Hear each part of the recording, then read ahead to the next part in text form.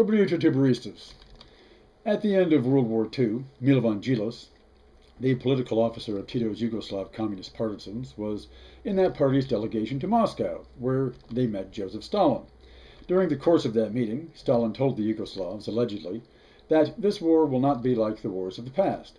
Now each power must impose its own social system as far as its armies can reach. As anecdotal as that sounds, it's nevertheless true that is how post-war liberated Europe subsequently developed.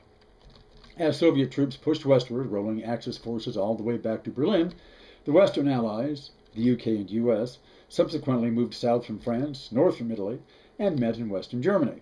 And indeed, both armies, Eastern and Western, did impose their social forms on the nations they liberated. While the Soviets were interested in broad and deep social transformations so that the old ruling order could never again be a threat to them, the Western conquerors were interested in reconstructing that old pre-war order.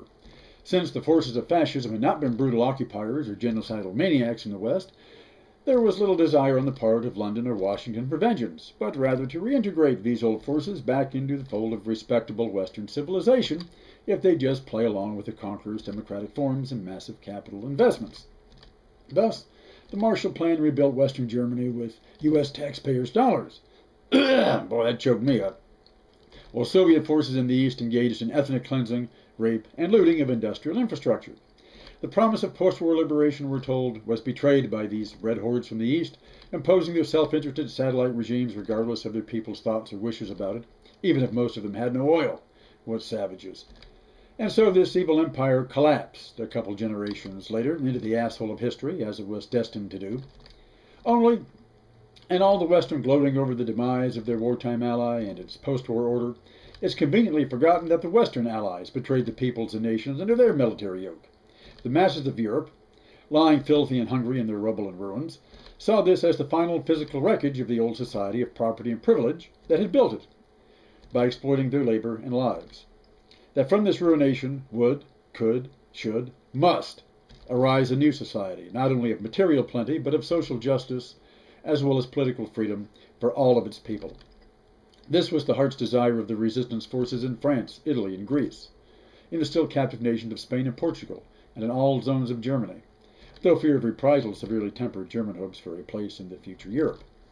Well, those social democratic hopes weren't to be in Western as well as Eastern Europe. The upsurge of post-war democracy was beaten back in all of liberated Western Europe by ballot box or bullet, just as in the East. The pre-war capitalist order, sufficiently purged and reformed of fascism, was given its facelift, its renovation, and put back on its vacated pedestal. Just as the Soviets repressed guerrillas in Poland and rigged elections in Romania, so did the U.S. repress insurgents in Greece and pull all its old Tammany tricks in Italy, while Spaniards and Portuguese were left to rot in their old fascist cages because these too could be reintegrated in total into the post-war West of capital.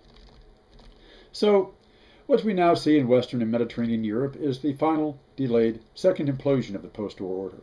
In reconstructing the old Western Europe and kicking away the last traces of social democracy, the European order has only reconstructed the failure of the gold standard and class rule of the 1920s, which led to depression, fascism, and war.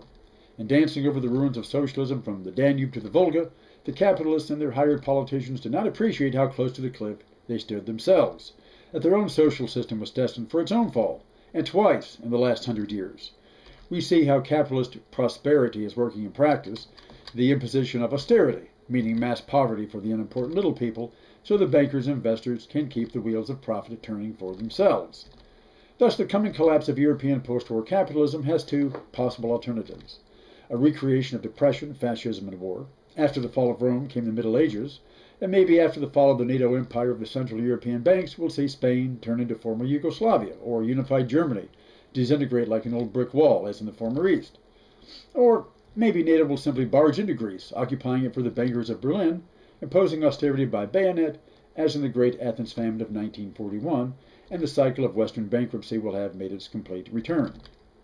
Or there could be the rehabilitation of those betrayed post-war hopes of its people for social democracy and social justice, along with political liberty and personal freedom, that the long-delayed and often betrayed promises of 1945 now have the opportunity for realization as they re-emerge again from the rubble of post-war pipe dreams.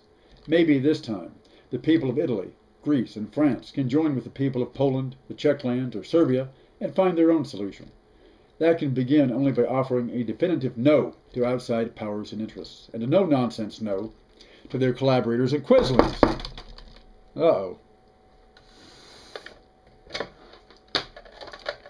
Hello? Who's this? MI6? Homeland Security? FBI? Who? Angela Merkel? Chancelloress of the Greater German Reich? What brings you over always? What's that? You resent my comparison of the Western order of things to the collapse of your old East German homeland? Well, why shouldn't it go the same way? You were Helmut Kohl's quisling agent in post-Cold War East Germany, just like Walter Ulbricht was Stalin's man in post-Hot War East Germany. It must look democratic, but we must be in control. Remember that one? The Western bankers raped and looted East Germany as surely as did the Soviet army, and now you're hoping to extend their reach over all East Europa, to make the whole continent one big bargain basement East Germany.